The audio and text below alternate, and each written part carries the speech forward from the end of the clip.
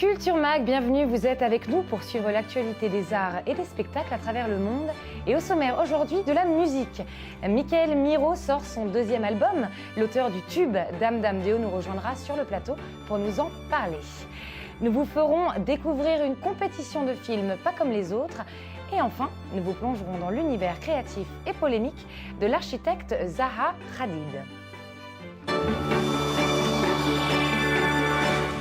Bonjour et merci d'être fidèle à i24 News. Et on commence par ce qui fait le buzz sur notre chère planète culture. La compagnie Nielsen mesure habituellement les audiences télé. Il s'intéresse à présent à Twitter. L'objectif est de déterminer l'influence ou non des réseaux sociaux sur l'audimat. Exemple, 225 000 tweets ont été postés à la diffusion du dernier épisode de Grey's Anatomy. Plus de 3 millions de personnes les ont lus. Alors, impact ou pas ? Nielsen pourra désormais nous donner une réponse. Et le film qui avait fait scandale il y a un peu plus d'un an, vous vous en rappelez peut-être, Marc Basley Youssef, plus connu sous ses pseudonymes de Nakoula Basley Nakoula, où Sam Bassil mettait en ligne L'innocence des musulmans, un biopic très cheap et provoque du prophète Mahomet. Le brûlot accusé d'islamophobie avait déclenché une vague de colère dans le monde arabe. Aujourd'hui, malgré les menaces de mort et ses ennuis judiciaires, le réalisateur persiste et signe. Il vient d'annoncer dans une interview au Hollywood Reporter qu'il cherche des fonds pour réaliser un nouveau film et une série sur les origines du terrorisme islamique. On peut dire qu'il n'a pas foi aux yeux.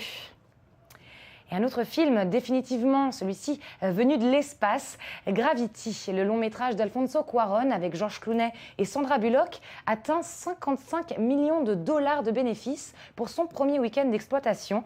Un record inattendu en fin de saison de blockbuster. 100 millions de dollars de budget, des années de production. Le film a reçu de très bonnes critiques et a été soutenu par le réalisateur James Cameron, qui l'a décrit comme le meilleur film sur l'espace de tous les temps. Et en 48 heures, on ne peut pas tourner un blockbuster hollywoodien, mais on peut penser, tourner et même monter un court-métrage. C'est le principe de cette compétition de films qui est proposée dans différents pays. Et cette fois, c'est en Israël. Un sujet de Ronnie Benbassat et David Combin. Le port de Tel Aviv à midi est un îlot de calme au milieu de l'agitation urbaine. Mais dans quelques heures, il sera la ligne de départ d'une course effrénée contre la montre. Le 48 Hours Film Project est un projet international qui se tient dans 140 villes du monde entier. Plus de 2000 personnes vont tout donner pendant ces 2 jours et nous sommes très enthousiastes. En arrivant, les équipes ne sont pas encore organisées et n'ont aucune idée de ce qui va se passer. Comme nous n'avons pas de scénario à l'avance, nous ne pouvons pas nous préparer. On n'a aucune idée de quels acteurs nous allons pouvoir filmer, des lieux où tourner. Dès la première minute, on va improviser et on espère que ça va bien se passer. Première étape, les participants doivent tirer au sort un genre de film. Cette étape est cruciale puisqu'elle va déterminer toute l'atmosphère de leur court-métrage. Lors de notre première participation, on est tombé sur les westerns et disons que c'est pas notre genre préféré. Alors on va essayer de l'éviter cette fois-ci. Une fois qu'on a le genre, on peut réellement commencer le travail d'écriture qu'on va ensuite découper en scène. Une fois que les équipes se sont vues assigner un genre, 3 éléments sont dévoilés. Un accessoire, une phrase imposée dans le script et un personnage. Ceux-ci devront impérativement figurer dans le film. Une fois qu'ils ont reçu tous ces éléments, ils peuvent commencer à écrire le scénario, filmer, monter et rendre le film, et tout cela en 48 heures. Ce qui est sûr, c'est qu'ils ne sont pas prêts de dormir. Dormir est la dernière des préoccupations de ces participants alors qu'ils commencent à travailler sur leur création. En l'espace d'une nuit, cet appartement est transformé en véritable studio de cinéma où même le chien tient un rôle non négligeable. On a fini d'écrire le script hier soir à 4h du mat et après on l'a remanié jusqu'au petit matin. Aujourd'hui on a tourné, on s'est pas réveillé, on a été bloqué dans les bouchons, on a pris du retard. Bref, Tout ce qui pouvait nous tomber dessus nous est arrivé. Comme le budget est serré et que l'horloge tourne, les acteurs se transforment en assistants de production et transportent le matériel entre les différents lieux de tournage. Pour certains, le minimalisme est le secret de la réussite dans un délai aussi court. Bien sûr que je finirai à temps, aucun problème. J'ai déjà la moitié. Je suis très minimaliste et je finis toujours à temps.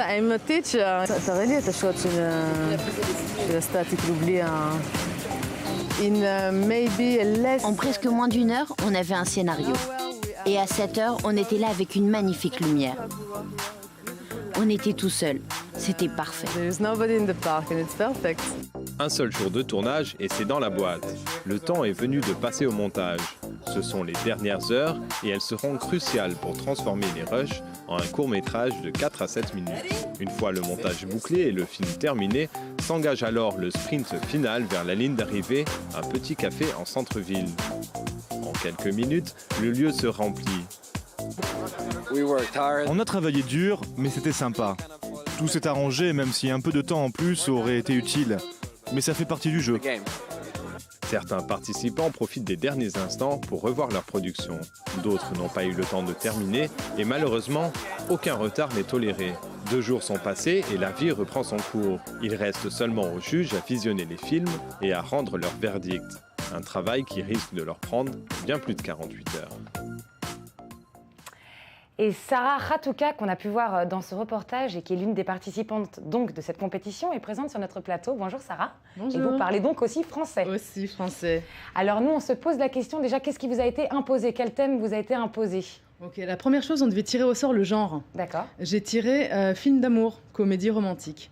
Mon film n'est pas vraiment une comédie. Après, ce qui était imposé à tout le monde, c'était 3 choses. Un personnage, un objet et une phrase. Le personnage, c'était une professeur des écoles avec son nom, des lunettes et une phrase. C'était avant, ce n'était pas la même chose. Tout était différent. Et moi, en fait, la seule chose que j'avais de prête, c'était mes actrices. J'avais 2 actrices. Donc vous aviez déjà pensé, avant même de tirer au sort voilà. votre thème, vous avez déjà pensé à votre film? On ne peut pas vraiment se préparer, mais je savais que j'avais 2 actrices et j'étais prête à tous les genres, sauf au film d'amour. Et comme par hasard, je suis tombée sur le film d'amour. Et alors, qu'est-ce qui se passe à ce moment-là? Donc, vous tirez le thème, c'est le film d'amour. Qu'est-ce qui se passe dans votre tête? Tout va très vite. Je me dis, en fait, je ne peux pas faire un film d'amour. Pour moi, je ne regarde pas de film d'amour, j'aime pas du tout ça. Donc, je vais faire quelque chose de pas conventionnel. J'ai 2 filles, mais je veux pas faire quelque chose de romantique entre elles. Donc, je vais faire en fait quelque chose qui est une sorte de métaphore de l'histoire d'amour, telle que je la vois ou telle que je la rêve. Et en fait, j'ai fait quelque chose qui est un film qui est très différent des films d'amour conventionnels. Et qu'est-ce qui a pris le plus de temps dans cette fabrication de film? En fait, c'est un petit peu difficile de mettre le doigt là-dessus parce qu'on a tout fait en parallèle. Les choses se passaient. On a commencé, en fait, dès que j'ai su quel était le genre, j'avais déjà l'équipe sur place qui a commencé à filmer. Et moi, je suis arrivée là-bas, j'étais au téléphone avec les personnes qui coécrivent avec moi. Et tout de suite, je donne aussi le genre aux musiciens. Donc, je ne peux pas vraiment vous dire qu'est-ce qui a pris le plus de temps parce que tout s'est passé vraiment au même moment, en parallèle. Et j'avais une équipe fantastique à qui vraiment je pouvais faire confiance. Et bien que je sois la réalisatrice de ce film, j'ai l'impression en fait qu'on est tous les réalisateurs et les créateurs de ce film. Et vous avez réussi à finir à temps? Bien sûr, on a fini, on était les premiers, dans les premiers à rendre le film. Et l'année prochaine, vous serez au rendez-vous une nouvelle fois? En espérant. En espérant que quelqu'un me suive. Vous avez peut-être des choses que vous n'avez pas envie de refaire, des erreurs peut-être produites cette année que vous allez régler pour l'année prochaine? Moi, comme je viens du monde du cinéma d'animation, je ne connaissais pas en fait la production d'un film en live action. Donc, je n'étais pas au courant, par exemple, qu'il fallait un assistant de production. Et la prochaine fois, je prends beaucoup plus d'assistants parce qu'en fait, du coup, je me suis retrouvée à faire beaucoup de choses toute seule. Et c'était très difficile physiquement. Bon, alors, on n'a pas encore les résultats de cette compétition, mais on vous souhaite bonne chance avec votre film et on viendra en reparler certainement ici. Avec plaisir. Merci. Merci beaucoup, Sarah Khatouka. C'est une des femmes les plus influentes du monde. Cette architecte britannique d'origine irakienne n'a pas fini de faire parler d'elle. Tour d'horizon de la folie créatrice de Zaha Hadid avec Gaby Tartakovsky et Sandy Fortis. Encore un succès pour Zaha Hadid. La récente rénovation de la Serpentine Sackler Gallery à Londres est un nouveau point d'honneur dans son portfolio déjà bien étoffé. Depuis 20 ans, Zaha Hadid se positionne en avant-gardiste, notamment lorsqu'il s'agit de créer des bâtiments multifonctionnels. Ses designs remettent en cause les concepts de construction traditionnels. Le BMW Central Building et le MAXI, le musée de l'art du XXIe siècle à Rome, en sont de parfaits exemples, sans parler des nombreuses salles de concert et bâtiments de bureaux qu'elle a construits aux quatre coins du monde. Dans un milieu largement dominé par les hommes, cette Britannique d'origine irakienne se distingue aussi bien en tant que femme que visionnaire. En 2004, Zaha Hadid a reçu l'une des distinctions les plus prestigieuses en architecture, le Pritzker Prize, devenant ainsi la première femme et la première musulmane à recevoir le prix. Zaha Hadid n'est pas un personnage consensuel et elle semble apprécier sa réputation. Son travail atypique se développe notamment en Asie. Ses buildings hors normes sont évidemment visibles à des kilomètres à la ronde, ce qui semble irriter ses détracteurs. En août dernier, le Centre culturel pour la protection de l'héritage de Pékin a critiqué son travail sur le complexe de luxe The Galaxy Soho, affirmant qu'il détruisait la vieille ville. Des critiques qui ont peu d'impact sur le calendrier de l'architecte. Son prochain gros projet, très attendu, est le nouveau stade national du Japon. Un projet ambitieux qui a pour but de remporter la tenue des JO de 2020. Le résultat final sera évidemment très loin de ce que le Japon a proposé la dernière fois qu'il a accueilli les Jeux Olympiques en 1964. Mais qui sait, d'ici la cérémonie d'ouverture, la vision avant-gardiste de Zaha Hadid ne semblera peut-être plus si futuriste pour le commun des mortels. L'horloge tourne, c'est une fatalité, mais c'est aussi le titre qui nous a fait découvrir ce chanteur qu'on adore, Mickaël Miro, qui est présent sur notre plateau. Bonjour, allez, bienvenue dans le Culture Mag. Bonjour. Alors, Mickaël Miro, on va le rappeler pour tous les spectateurs, c'est ça? Absolument. Ah oui, c'est la chanson qui a changé ma vie. Changé votre vie. Absolument, qui a tout bouleversé, qui a fait que ce rêve d'enfant de devenir chanteur, de rencontrer son public, de prendre le micro, en fait, a pu devenir un vrai rêve d'adulte. Voilà. Oui, parce que vous n'étiez pas du tout parti pour être chanteur, vous étiez parti pour être... J'aurais pu devenir avocat, comme j'aurais pu peut-être travailler dans le service marketing d'une société, j'aurais pu bosser dans les biotechnologies.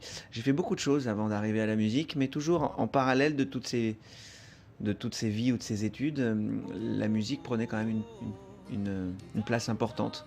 Puis un jour, j'ai tout arrêté pour me consacrer qu'à la musique. Et voilà, il a fallu quelques années avant que cette chanson, L'horloge tourne, voit le jour. Alors, ça a été un très beau succès. Et là, ça vous a permis de faire un deuxième album, Le temps des sourires. On reste dans la temporalité. C'est un sujet qui est très présent dans votre œuvre, la temporalité. Le temps qui passe m'inspire, oui. Ouais. Mais comme beaucoup de ces artistes, qu'on soit chanteur ou sculpteur, on a toujours, je sais pas, cette envie je sais pas, le temps qui passe, il y a un truc de très inspirant là-dedans, ouais, à le savoir. Et alors, est-ce que ce deuxième album est dans la même lignée que le premier? Je crois. Les mêmes inspirations? Je crois, oui, c'est un album de variété française. Je suis un enfant de la variété française. J'ai aimé, et je continue d'aimer des artistes comme Jean-Jacques Goldman, comme Michel Berger, Cabrel, Balavoine, et puis plein d'autres, mais en tout cas voilà des gens qui ont porté comment dirais-je, la variété française, voilà, et au stade le plus haut, quoi. Et moi, mes albums sont des albums de variété française, absolument, oui, qui transpirent ce genre d'influence-là. Alors, vous avez d'autres projets. Vous venez de commencer une émission de télévision sur France 2. En France, donc. Vous pouvez nous en parler un petit peu plus? C'est Un air de famille avec Elisa Tovati et Gilbert Montagnier. Oui, exact. C'est la première fois que mon destin de chanteur et d'auteur-compositeur croise celui de la télévision.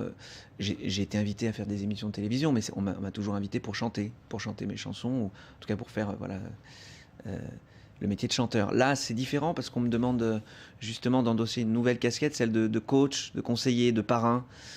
Donc je tremblais un petit peu au départ, mais maintenant je suis très très très à l'aise dans ce programme-là. C'est un programme assez sympathique, à vrai dire, qui vous plairait, j'en suis sûr, où des familles des quatre coins de la France en fait se retrouvent le temps d'une heure d'émission tous les samedis à chanter une chanson, et ils sont en compétition avec d'autres familles. Donc nous, on a une famille, on est parrain d'une famille et on leur fait travailler la chanson. On essaie de les habituer au cadre justement de la télévision, des plateaux télé, des tournages, de comment chanter en place avec un groupe. Parce qu'il y a voilà. Donc plein de trucs comme ça et on prend beaucoup de plaisir. Les familles sont extraordinaires et c'est une émission vraiment très souriante.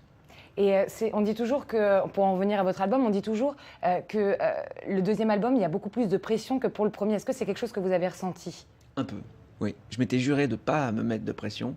C'est vrai que le premier album a été un vrai succès. Et l'horloge tourne et d'autres chansons comme Ma Scandaleuse de ce premier album, qui s'appelait Juste comme ça, ont vraiment rencontré un grand public. Donc c'est extraordinaire et en même temps, on n'a pas envie que le rêve s'arrête là. Donc quand on se retrouve à devoir réécrire des chansons pour un deuxième album, on tremble un peu, quoi. On se demande si tous ces gens-là qui se sont posés sur mon univers sur le premier album vont être là au rendez-vous, vont aimer toutes ces chansons-là. Au final, ça se passe très très bien, mais c'est vrai que j'avais ce petit stress qu'on a tous, hein, je pense, parce que on n'a pas envie que cette grande aventure s'arrête, quoi, c'est sûr. Ben c'est pas ce qu'on vous souhaite en tout cas. Non, mais c'est un métier fragile malgré tout, on le sait bien. C'est fait de haut, c'est fait de bas, voilà. Merci beaucoup, Michael, d'être venu nous voir sur ce plateau d'i24 News. Je suis désolée de vous couper, c'est la fin pas de problème. De ce Culture Mag. Merci de nous avoir suivis. Vous pouvez nous retrouver sur i24news.tv. D'ici là, bon retour sur la planète Terre.